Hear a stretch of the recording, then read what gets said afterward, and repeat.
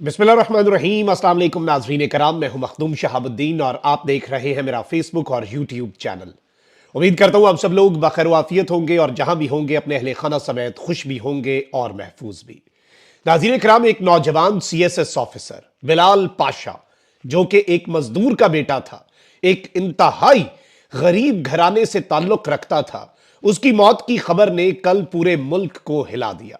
इस जमा साला CSS ऑफिसर के हवाले से अब जो तफसीलात सामने आई हैं, ये कंटोनमेंट बोर्ड में CEO के ओहदे पर फाइज थे मन्नू में, और इनकी जो मौत है उसके हवाले से जो तहलका खेज तफसीलात हैं वो इस वक्त मंजर आम पर आई हैं। और ये तफसीलात जो इस वक्त कंफर्म हुई है कि इनकी मौत किस तरह से हुई, पुलिस का ऑफिशियल मौकफ क्या है और क्या मामलात बने, किस तरह की सूरत हाल बनी, और बिलाल पाशा ये कौन थे, और इस वक्त क्या ये जो पूरी की पूरी सिचुएशन को अगर हम देखें तो जाहिर बात है कल से दो तीन तरह की खबरें आ रही हैं। एक खबर ये आई कि इन्हें हार्ट अटैक हुआ है, दूसरी खबर ये आई कि बिलाल पाशा ने खुदकुशी की है। इस हवाले से अब कंफर्म डिटेल्स भी मौसूल हो चुकी हैं, खुदकुशी अगर है तो फिर किस तरह से हुई, और बहुत से सवालात हैं जिन सवालात के जवाब ढूंढना इस वक्त बहुत ज्यादा जरूरी हो चुका है। नाज़रीन कराम, बिलाल पाशा के हवाले से मैं आपके सामने कुछ डिटेल्स भी रखूंगा, और ये एक बड़ा अफसोसनाक किस्म का मामला है। और जाहिर बात है जब ये 47th कॉमन में इन्होंने जब ये पास हुए, पाकिस्तान के अंदर 85वीं पोजीशन हासिल की और बेहतरीन इन्हें पूरी पाकिस्तान के अंदर पजीराई भी मिली, क्योंकि जब ये खबर फैली उस वक्त भी कि एक मजदूर का बेटा भी CSS कर सकता है, एक मजदूर का बेटा भी नीली बत्ती वाली गाड़ी में बैठ सकता है, जब एक मजदूर के बेटे को भी सल्यूट पढ़ सकते हैं, तो जाहिर बात है फिर एक लोगों को उससे मोटिवेशन भी मिली। बिलाल पाशा की स्टोरी से वो मीडिया पर भी आए, पाकिस्तान के मुख्तलिफ चैनल्स ने उनके इंटरव्यू भी किए, और एक इंटरव्यू का क्लिप हम न्यूज़ के मॉर्निंग शो का बड़ा वायरल हो रहा है, और वो बड़ा इमोशनल सा क्लिप है जिसमें वो कह रहे हैं, अपनी अम्मी से मुखातिब हैं जो कि अब इस दुनिया में नहीं है, और कह रहे हैं कि काश आप होती, काश आप मेरी तरक्की देख सकती। और अब बिलाल जो है वो खुद ही अपनी अम्मी के पास जा पहुंचा है, और इस सक्सेस जो है उसे इसकी वालदा तो नहीं देख सकी, लेकिन वालिद ने बिलाल की सक्सेस भी देखी, और इसके साथ जो देखा उसके बाद जो इवेंट्स कल हुए, परसों से अनफोल्ड हो रहे हैं, वो भी वालिद ने देखे। तो अल्लाह ताला किसी वालिद को, किसी पेरेंट को इस तरह के कर्ब से, इस तरह के दुख से ना गुजारे। औलाद का जो दुख है और औलाद का जो जनाजा है वो बड़ा भारी होता है। वैसे ही वो smallest coffins are the heaviest कहा जाता है ना, तो दुनिया में सबसे अगर कोई भारी जनाजा होता है तो वो औलाद का होता है।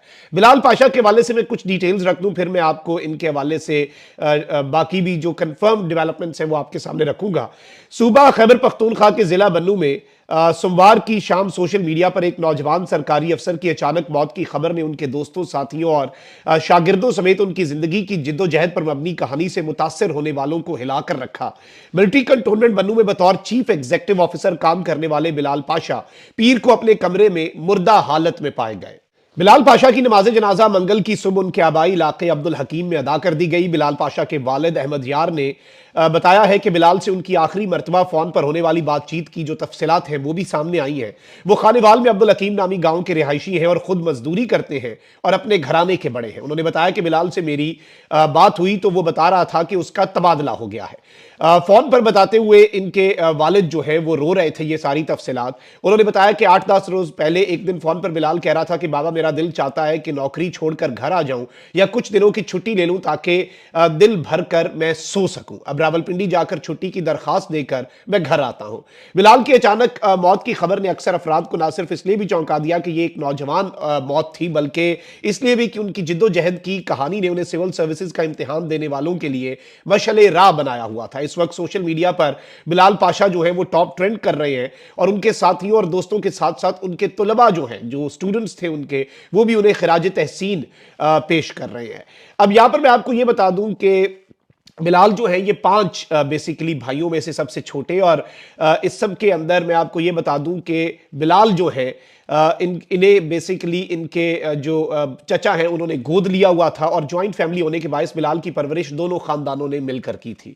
और इस सब के अंदर मैं आपको ये भी बता दूं कि उन्होंने कहा कि इतवार के रोज फजर की नमाज के वक्त मुझे बिलाल का फोन आया। मैं हैरान था कि इस वक्त वो फोन नहीं करता, मालूम नहीं क्यों फोन किया होगा। इसके बाद बिलाल की बात अपने दोस्त से हुई थी और वो यही बता रहा था कि वो इस्लामाबाद जा रहा है, अगर किसी चीज की जरूरत हो तो बताओ। इसके बाद जब मैंने बिलाल को फोन किया तो बात नहीं हो सकी, क्योंकि बिलाल ने फोन नहीं उठाया और मैं यही समझा कि शायद वो सो गया होगा। इसी तरह फिर 11 बजे और 12:30 बजे मैंने दोबारा कॉल्स की, लेकिन बिलाल ने फोन नहीं उठाया। मुझे फिक्र लाहक थी, लेकिन यही सोचता रहा कि बिलाल शायद इस वक्त सोया होगा। बिलाल के वालिद के मुताबिक वो रात देर गए भी मस्जिद में बैठकर बिलाल को फोन करते रहे, लेकिन राब्ता नहीं हो सका। फिर मैंने यही सोचा कि बिलाल उठेगा तो ये देखेगा कि बाबा ने इतनी कॉलिंग की है तो खुद ही फोन करेगा, लेकिन बिलाल का उसके बाद कोई फोन नहीं आया। इन्होंने बताया कि पीर की रोज सुबह मैंने बिलाल के एक दोस्त को फोन किया, जिसने कमरे में जाकर देखा तो अंदर से दरवाजा बंद था। दोस्त ने मुझे बताया कि जब वो दरवाजा तोड़कर अंदर दाखिल हुए तो बिलाल जिंदा नहीं था। हमें नहीं मालूम कि क्या हुआ है, हमसे इसने कोई ऐसी बात भी नहीं की जिससे कोई वो परेशानी जाहिर करे। उनके मुताबिक बिलाल पाशा ने 2-3 साल पहले शादी की थी, लेकिन कुछ अरसा बाद उनकी अलहदगी भी हो गई थी। उन्होंने कहा कि बिलाल मेरा बेटा तो था ही, लेकिन साथ साथ बहुत अच्छा दोस्त भी था। वो अक्सर अपने दिल की बातें मेरे साथ करता था। और इस सब के अंदर मैं आपको ये बता दूं कि बिलाल की मौत ने सबको हिला तो दिया है। और बिलाल जो है वो एक मरतबा जब उन्होंने ये मुकाबले का इम्तिहान पास किया तो उन्होंने एक वीडियो भी बनाई और एक सोशल मीडिया जो है उसके ऊपर एक लोगों की मोटिवेशन के लिए उन्होंने अपने वालिद के साथ ईंटों की दीवार के सामने खड़े बिलाल पाशा ने इस दौरान अपनी जिद्दोजहद की कहानी सुनाई थी। और 85th पोजीशन पर 2019 में आए थे और महकमा मिलिट्री लैंड्स एंड कंटोनमेंट जो है उसमें ये बेसिकली तैनात हुए थे। और इन्होंने उस वक्त ये बात की थी कि मेरे वालिद एक दिहाड़ीदार मजदूर हैं और मुझे इस बात पर अपने वालिद पर फख्र है।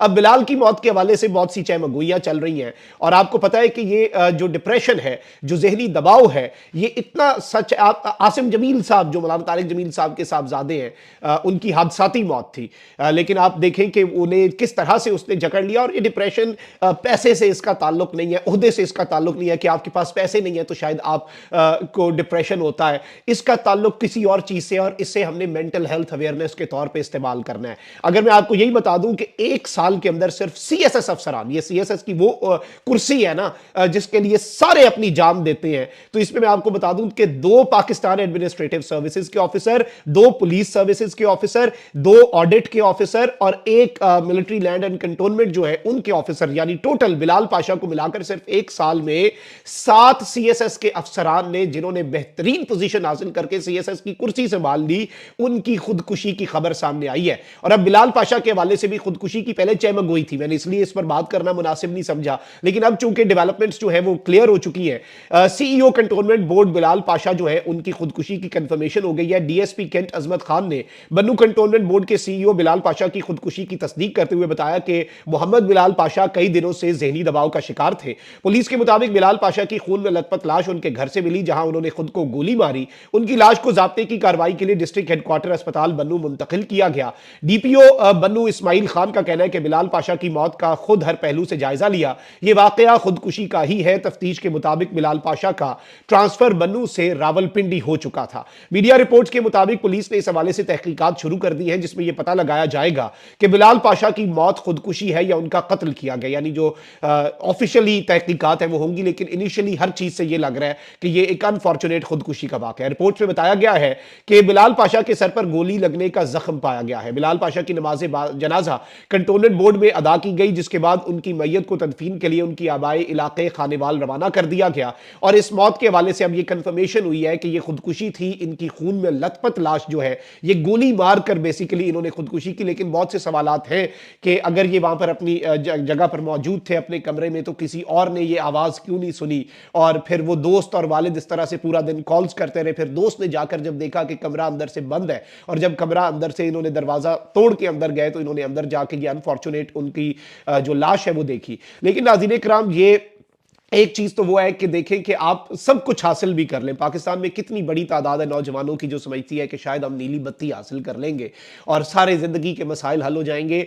और सोसाइटी भी, और बिलाल पाशा की बहुत सी चैट्स जो है उनके दोस्तों के साथ वो भी सामने आ रही है। कहीं पे वो कहते हैं कि यार इन लोगों को इस मेरी नीली बत्ती से फर्क पड़ता है, इससे फर्क ही नहीं पड़ता मैं कैसा इंसान हूं, मैं एज अ ह्यूमन क्या हूं, मेरी अपनी एग्जिस्टेंस क्या है। तो यकीन माने ये जो अपने आसपास लोग हैं, चाहे वो अच्छे हालात में हैं चाहे वो आसूदा, अपेरेंटली आपको आसूदा हालात में लग रहे हैं, सबकी ज़हनी जो सेहत है उसका ख्याल रखें और इस चीज़ को इग्नोर ना करें। ये डिप्रेशन जो है इट इज़ रियल और मेंटल हेल्थ की अवेयरनेस बड़ी ज़रूरी है। और ये ज़रूरी नहीं होता कि अगर किसी शख्स को आप कहें कि आपको मेंटल हेल्थ इश्यूज़ हैं तो आप कहें कि भाई वो पागल नहीं। भाई जैसे फिजिकली आपको कोई जुकाम हो जाता है, बुखार हो जाता है, उसी तरह से आपको मेंटल हेल्थ इशू भी हो सकता है और अगर उसकी ट्रीटमेंट ना हो तो वो वर्स हो जाता है। और आसपास के लोग जो है उन्हें ख्याल रखना चाहिए, एक दूसरे की बात सुननी चाहिए, समझना चाहिए। और अगर कहीं पे आपको लगे कि ये शख्स डिप्रेस्ड है, क्योंकि बिलाल अपने कुछ दोस्तों के साथ खुदकुशी का जिक्र कर चुके थे मैसेजेस में, तो फिर उस शख्स के पास जाएं, उससे वक्त दें और ये सबकी एज ए सोसाइटी जिम्मेदारी होता है और उस शख्स को कन्विंस करें कि वो अपने उसका जो भी उसका सद्देबाब उस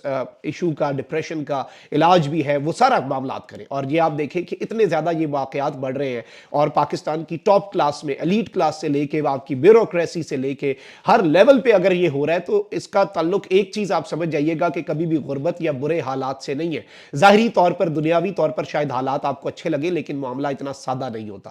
अल्लाह ताला सबको इस सब से महफूज रखे और बिलाल पाशा जो हैं उनके लिए भी अगली मंजिलें आसान हो। एक नौजवान जो अपनी ज़िंदगी को खुल के नहीं जी सका और अपने ख्वाब जो उसने देखे थे वही ख्वाब उसके दुश्मन बन गए और एक बड़ा अफसोसनाक वाक़या। लेकिन इसमें जो मैसेज है हमें शायद उसे ही आगे लेकर चलना होगा और उसे मज़ीद फैलाना होगा ताकि शायद हम किसी की अपने आसपास भी जान बचा सके। अपना बहुत ख्याल रखें। अल्लाह निगहबान। पाकिस्तान जिंदाबाद।